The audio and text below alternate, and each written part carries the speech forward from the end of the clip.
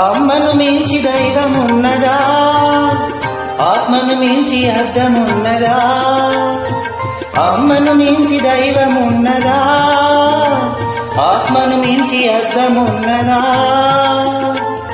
జగమే పలికే శాశ్వత సత్యమిది, అందరినీ కనే శక్తి అమ్మ ఒక్కతే.